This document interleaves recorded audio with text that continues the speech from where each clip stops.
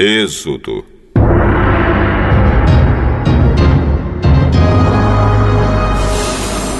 Capítulo 1. São estes os nomes dos filhos de Jacó que foram com ele para o Egito, cada um com a sua família: Ruben, Simeão, Levi, Judá, Issacar, Zebulon, Benjamim, Dan, Naftali, Gade e Aser. Os descendentes diretos de Jacó eram 70 pessoas ao todo.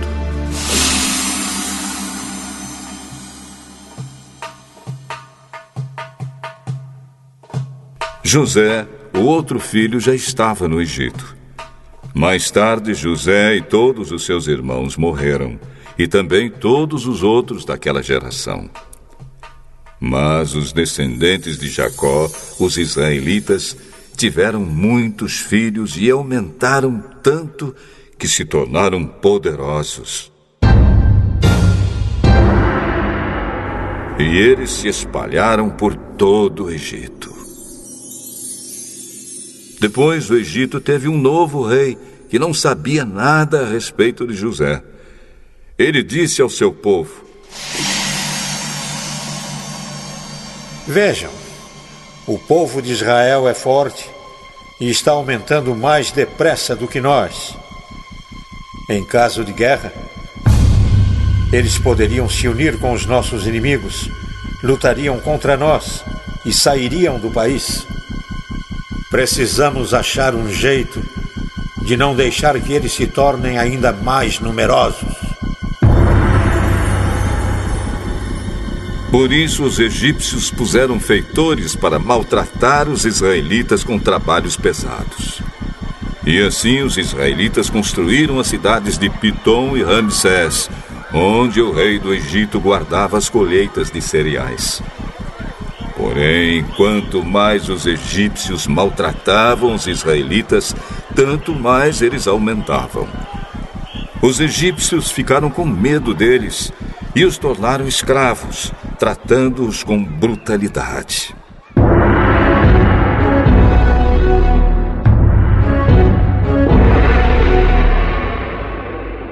Fizeram com que a vida deles se tornasse amarga, obrigando-os a fazer trabalhos pesados na fabricação de tijolos, nas construções e nas plantações.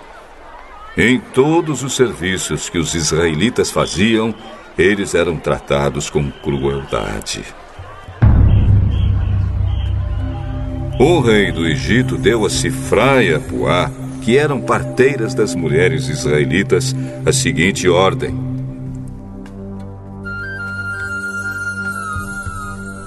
Quando vocês forem ajudar as mulheres israelitas nos seus partos, façam o seguinte: se nascer um menino, matem. Mas se nascer uma menina, deixem que viva.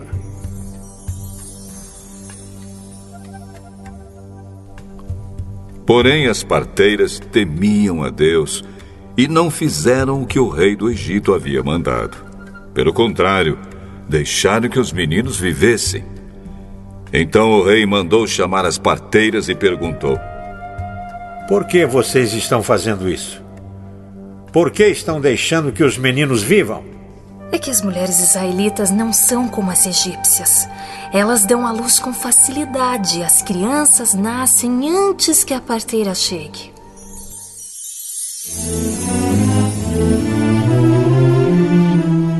As parteiras temiam a Deus, e por isso ele foi bom para elas e fez com que tivessem as suas próprias famílias. E o povo de Israel aumentou e se tornou muito forte. Então o rei deu a seguinte ordem a todo o seu povo: Joguem no rio Nilo todos os meninos israelitas que nascerem, mas deixem que todas as meninas vivam.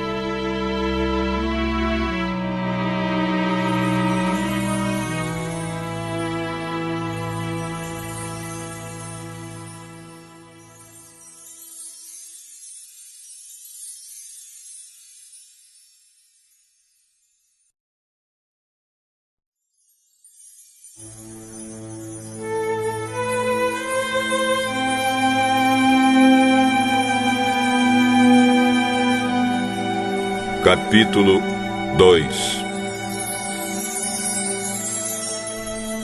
Um homem e uma mulher da tribo de Levi casaram. A mulher ficou grávida e deu à luz um filho. Ela viu que o menino era muito bonito e então o escondeu durante 3 meses. Como não podia escondê-lo por mais tempo, ela pegou uma cesta de junco, tapou os buracos com betume e piche, pôs nela o menino e deixou a cesta entre os juncos, na beira do rio. A irmã do menino ficou de longe para ver o que ia acontecer com ele. A filha do rei do Egito foi até o rio e estava tomando banho enquanto as suas empregadas passeavam ali pela margem. De repente, ela viu a cesta no meio da moita de juncos e mandou que uma das suas escravas fosse buscá-la. A princesa abriu a cesta.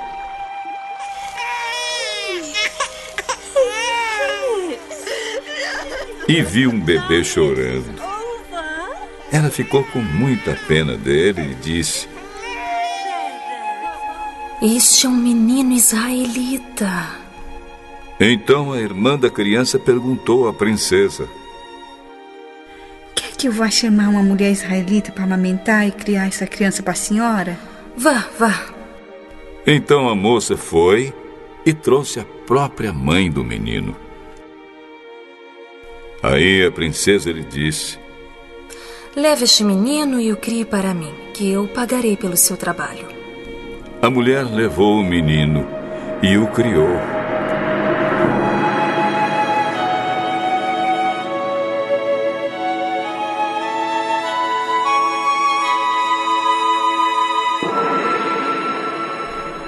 Quando ele já estava grande, ela o levou à filha do rei, que o adotou como filho. Ela pôs nele o nome de Moisés e disse: "Eu o tirei da água."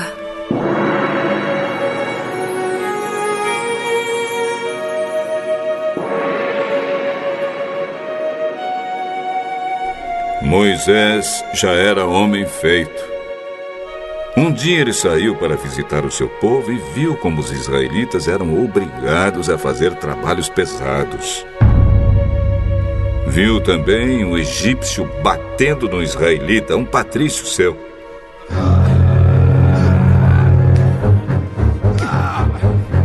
Moisés olhou para os lados e, vendo que não havia ninguém ali,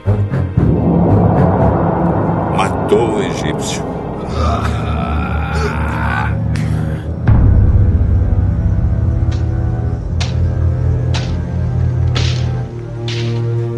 E escondeu o corpo na areia.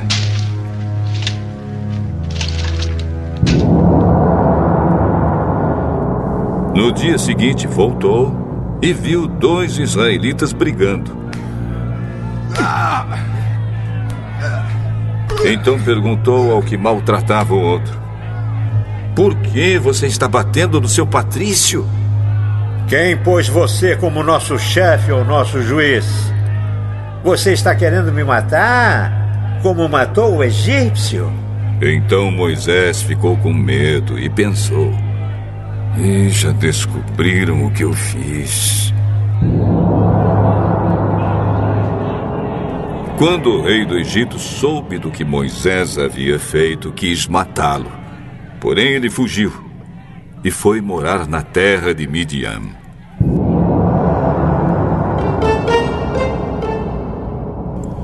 Jetro, o sacerdote de Midian, tinha 7 filhas.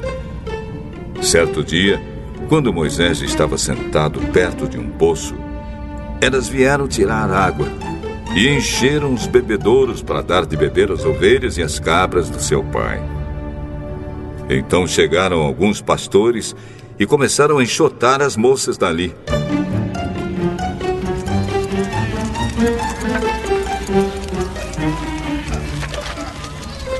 Porém, Moisés se levantou e as defendeu e deu água aos animais.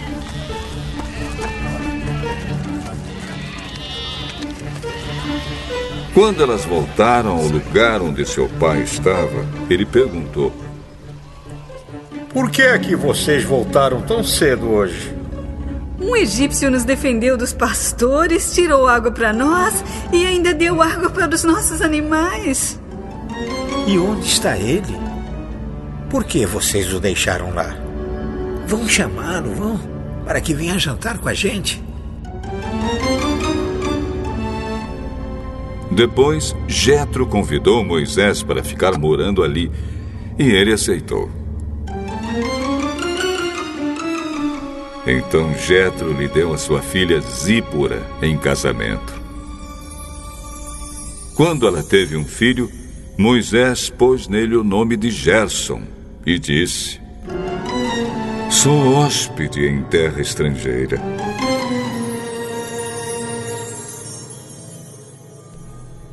Alguns anos depois, o rei do Egito morreu. Mas os israelitas continuaram gemendo por causa da sua escravidão. Eles gritavam pedindo socorro. E os seus pedidos chegaram até Deus. Deus ouviu os gemidos deles e lembrou da aliança que havia feito com Abraão, com Isaque e com Jacó. Deus viu a escravidão dos israelitas e ficou preocupado com eles.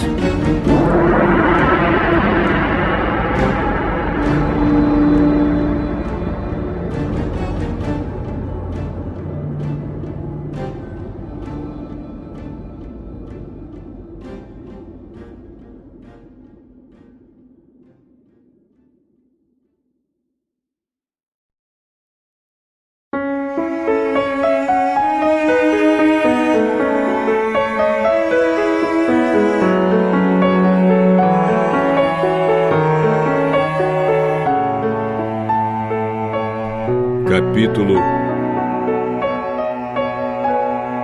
6.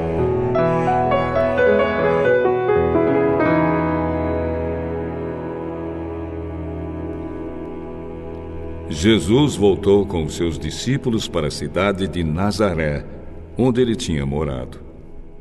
No sábado, começou a ensinar na sinagoga.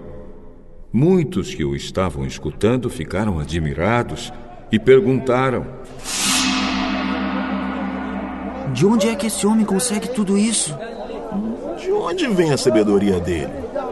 Como é que ele faz esses milagres? Por acaso ele não é o carpinteiro, filho de Maria? Não é irmão de Tiago, José, Judas e Simão? As suas irmãs não moram aqui? Por isso ficaram desiludidos com ele. Mas Jesus disse: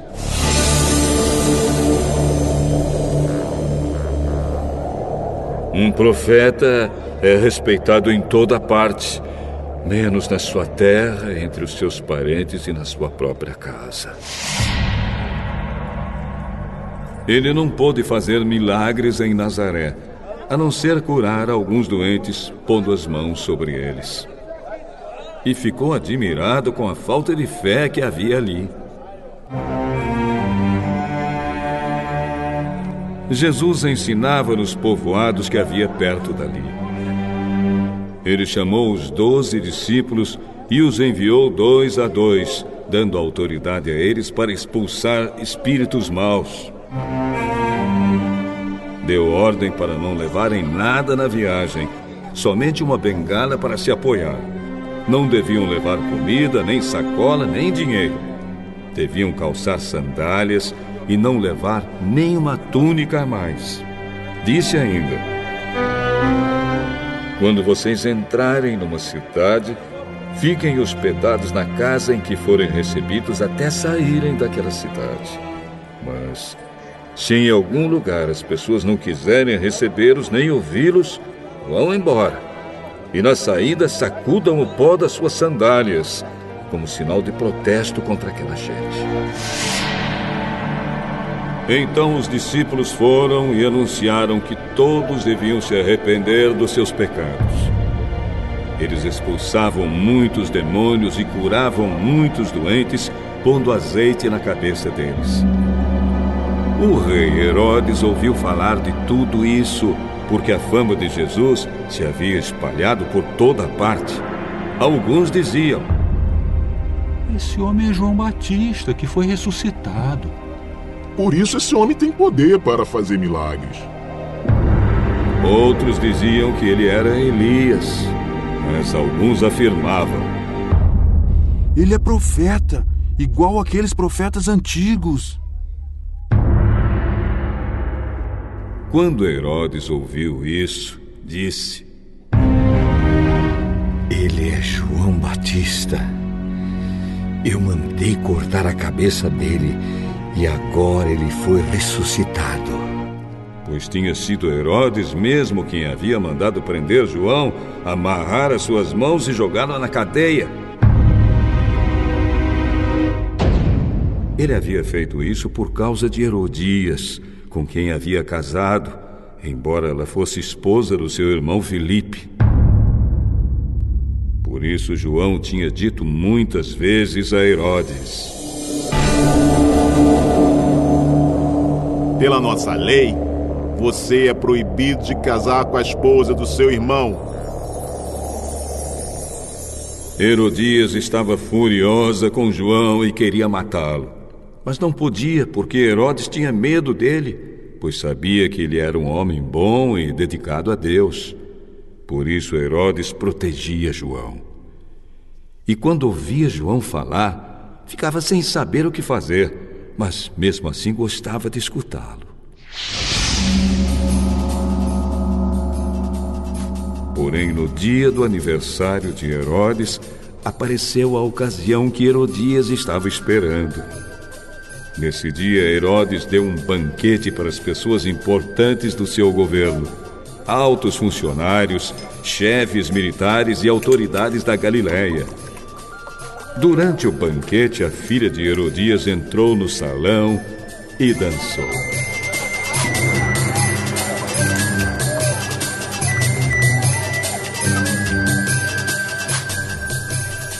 Herodes e os seus convidados gostaram muito da dança. Então o rei disse à moça: peça o que quiser e eu lhe darei.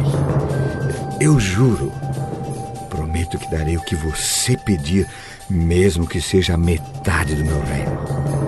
Ela foi perguntar à sua mãe o que devia pedir. E a mãe respondeu: peça a cabeça de João Batista. No mesmo instante, a moça voltou depressa onde estava o rei e pediu: quero a cabeça de João Batista num prato. Agora mesmo.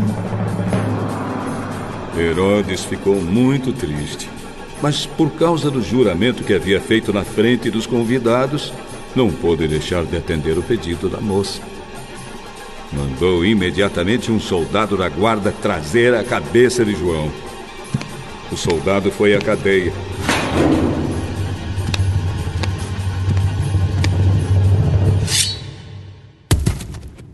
Cortou a cabeça de João. Pôs num prato.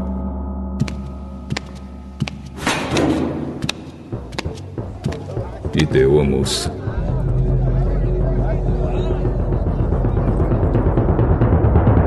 E ela entregou a sua mãe.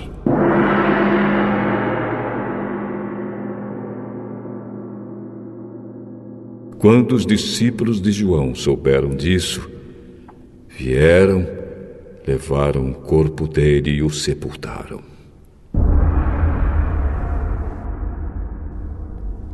Os apóstolos voltaram e contaram a Jesus tudo o que tinham feito e ensinado.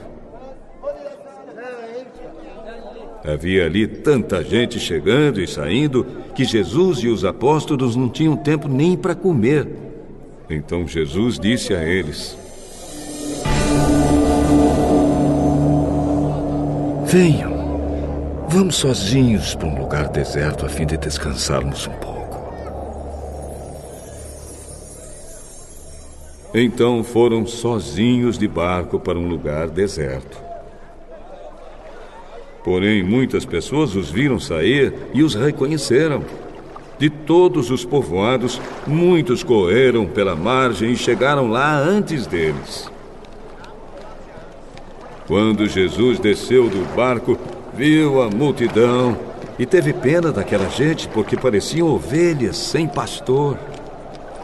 E começou a ensinar muitas coisas. De tardinha, os discípulos chegaram perto de Jesus e disseram: Já é tarde e esse lugar é deserto. Mande essa gente embora, a fim de que vão aos sítios e povoados perto daqui e compre alguma coisa para comer. Deem vocês mesmos comida a eles. Pra gente comprar pão para toda essa gente, nós precisaríamos de 200 moedas de prata. Quantos pães vocês têm? Vão ver. Os discípulos foram ver e disseram: Temos 5 pães e 2 peixes. Então Jesus mandou o povo sentar-se em grupos na grama verde. Todos se sentaram em grupos de 100 e de 50. Aí Jesus pegou os 5 pães e os 2 peixes, olhou para o céu e deu graças a Deus.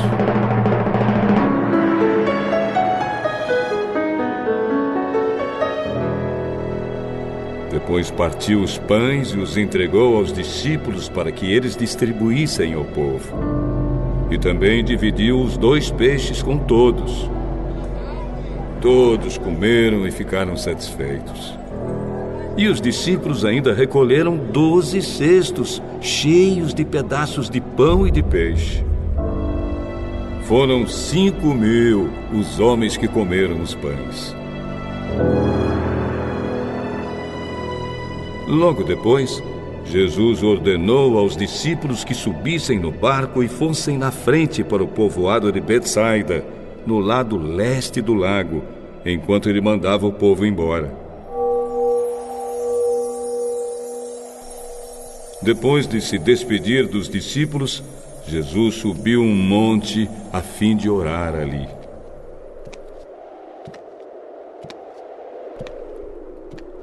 Quando chegou a noite, o barco estava no meio do lago e Jesus estava em terra, sozinho. Ele viu que os discípulos estavam remando com dificuldade porque o vento soprava contra eles. Já de madrugada, entre as 3 e as 6 horas, Jesus foi até lá, andando em cima da água. E ia passar adiante deles. Quando viram Jesus andando em cima da água, os discípulos pensaram que ele era um fantasma e começaram a gritar. Todos ficaram apavorados com o que viram. Mas logo Jesus falou com eles, dizendo: Coragem, sou eu, não tenho medo. Aí subiu no barco com eles e o vento se acalmou.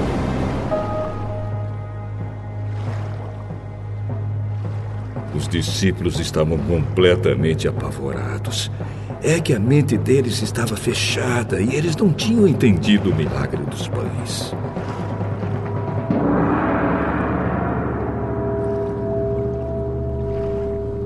Jesus e os discípulos atravessaram o lago e chegaram à região de Genezaré, onde amarraram o barco na praia.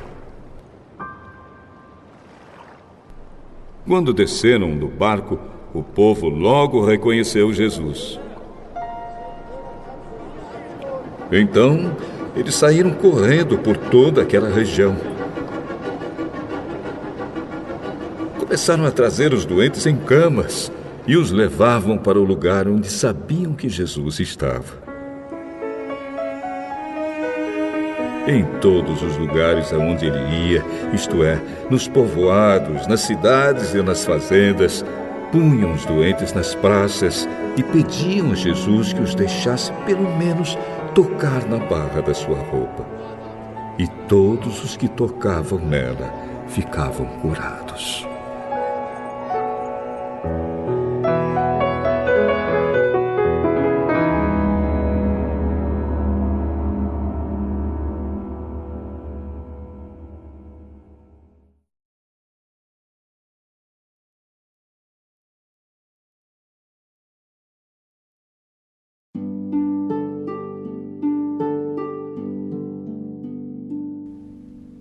Salmo 26, de Davi.